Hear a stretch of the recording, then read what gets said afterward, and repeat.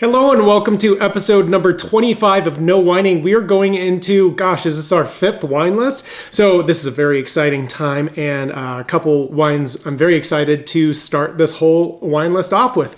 Let's go into our first of the day. This is a 2024 Piattelli Vineyards, Torrontés. This is coming from the Cafayate Valley. This is in Salta in Argentina.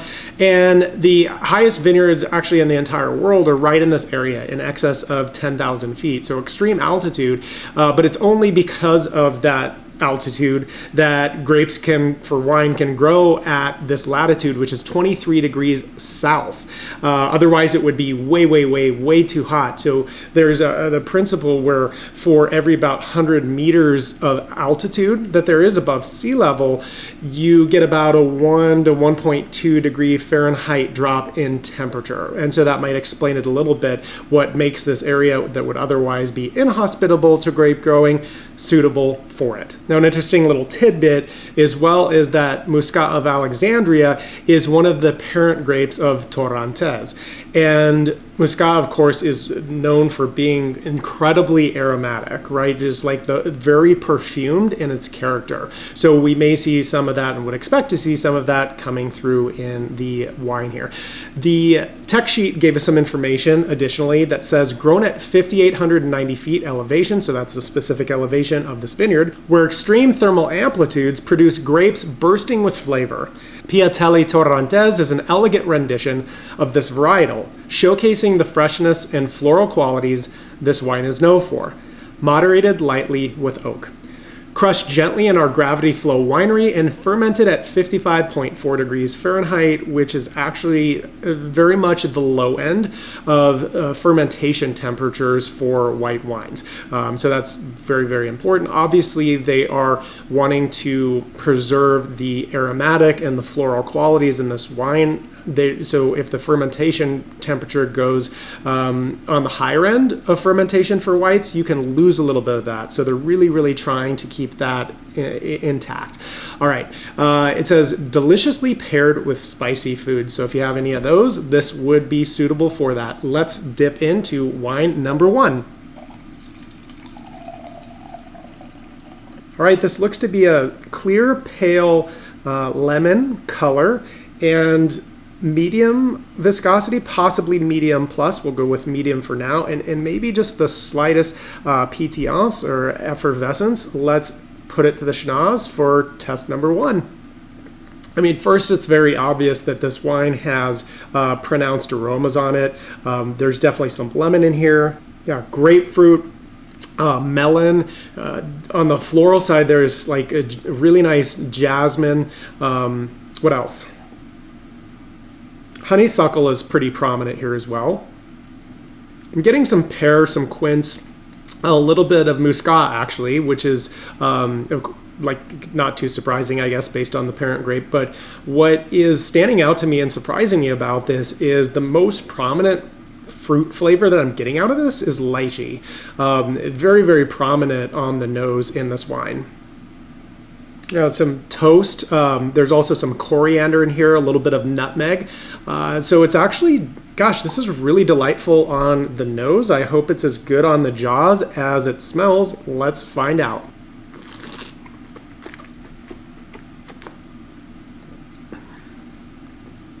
That is dry. It's a very dry wine. Body-wise, it felt like medium plus to me. The alcohol is pretty high as well. I'm guessing right around 14%. Acidity is pretty high also, right? So like way up there in terms of acidity. I'm going to call it high acid wine. So that's how it did on the jaws for me. I really like the balance of this wine. It's got, I would say like pronounced. So that aromatic intensity also carried over on the palate, like fairly like medium plus for sure, possibly pronounced intensity flavors on the palate as well. So great concentration, great intensity, which we might expect, right, from where this comes from, the intensity of the character of the wine that should produce. It's very aromatic. The balance on this wine, it's certainly very nice, very well balanced. It's got, like I said, great intensity, Nice length on it too, probably like medium plus in terms of the length, and it's fairly stinking complex. I mean, it really is. It touches on a lot of different levels, a lot of different categories of fruit and floral, and then you have just a little bit of those hints from the oak, like they said. So this to me is a pretty darn outstanding wine, and this is like a $10, maybe $15 bottle of wine. This is an outstanding value if you're looking for that. Like, this would be the way to go. I've had way more expensive wines than this, white wines that were not as impressive as this. So I am very happy with our first selection of our new wine list. Let's go into wine number 2. This is a 2019 Piattelli Vineyard Terruño Carmenere, and this is coming from the Cachapual Valley in Chile. Now, Carmenere is a grape variety that's actually native to Bordeaux in France, but it's basically now a Chilean specialty. Like, there's not a ton that's actually done with it in France, so Chile kind of like took the reins with that, and they've done a tremendous job with it. Some additional information, like, there needs to be a lot of heat and a lot of sun in order for Carmenere to ripen fully.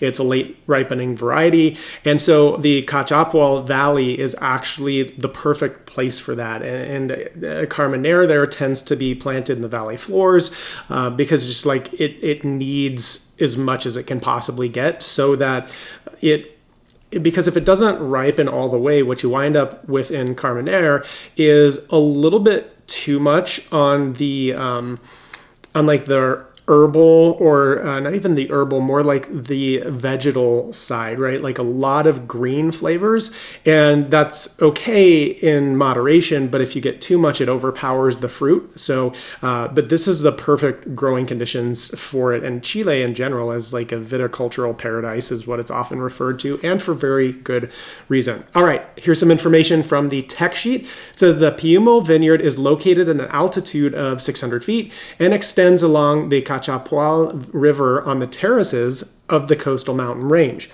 The vines were produced from cuttings from pre-phylloxera genetic material and are VSP trained and cordon pruned. So phylloxera is really interesting. It's a louse. It's something that really louses things up, as it were, especially for vines, and created a tremendously catastrophic and very scary situation back in the 1800s, where basically like all the vines in the world basically almost disappeared, especially over in Europe in particular. So there's the reason I'm saying this is, again, reminding you that anything that I cover that I don't go into necessarily depth with teaching on, there's so much behind it that's very, very interesting, and just take one little component per episode that you're not as familiar with and just do a little bit of research on it, because it'll enhance your understanding. It'll enhance the experience for you, I think, very much, because then the next thing you talked about was VSP trained and cordon pruned vines. So again, this is the type of trellising system, vertical shoot positioning. That's about trellising. Cordon pruned is another part of that. And so you kind of see the configurations, like how they manage, and like I said, configurations the vines are placed in is really, really fascinating. And there's lots of different options, but these are two very popular ones.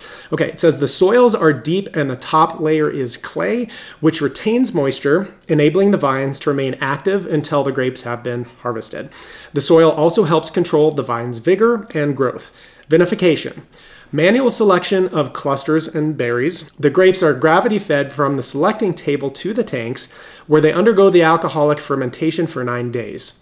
Following a 10 to 20 day post-fermentation maceration, the wine is racked into stainless steel tanks, where it undergoes malolactic fermentation, and then it ages 9 months in French oak barrels, 60% of those being new, and 40% are second and third use barrels. All right, let's get to it.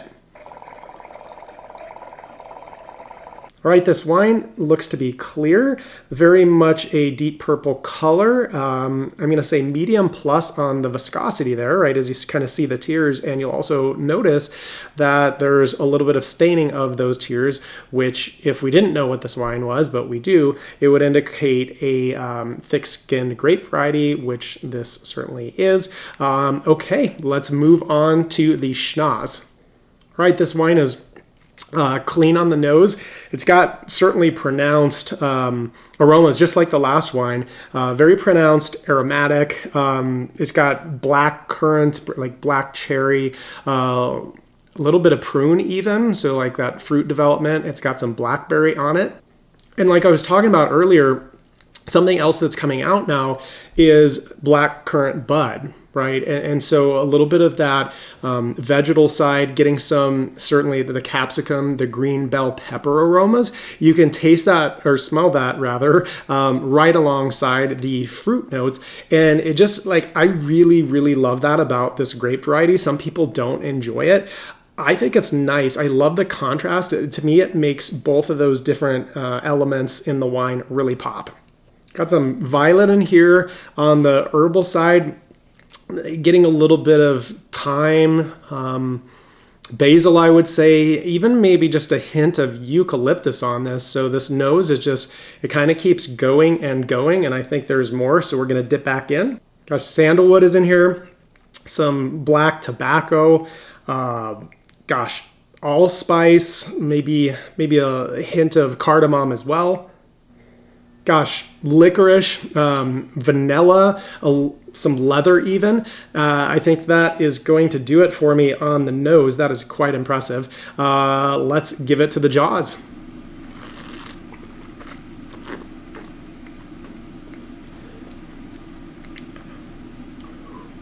Okay, this is certainly dry. It is very full-bodied. I would say it's also got it's got to have really high alcohol. Like we're 14.5%. Okay, so high alcohol for sure. The acidity is probably medium plus. Like it's pretty high on this.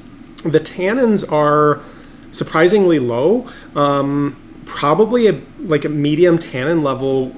Surprises me a little bit. I can't tell if I'm underrepresenting the tannin level or if and maybe it's actually higher, but they're just the tannins are really like plush and kind of worked out and nice and smooth. That can certainly happen in wines like this from like these type of climates, and particularly when you do a little bit of oak aging, that can soften the tannins more. So this is great.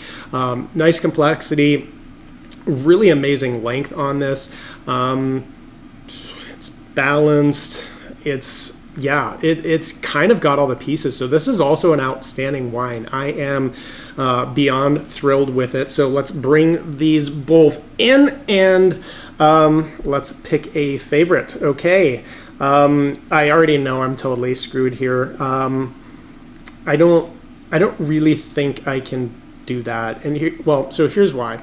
Like, all things being equal, I suppose I would pick this one. It is a superior wine, this Carmenere, but it's like a $40, $45, maybe, $50 even bottle of wine, and this is like $10, $11. So for the money, kind of looking at it through that lens, all things considered, I'm going to put these on an even footing with each other. They're both phenomenal wines. This one's a bit more complex, but that would be expected, certainly at that price point.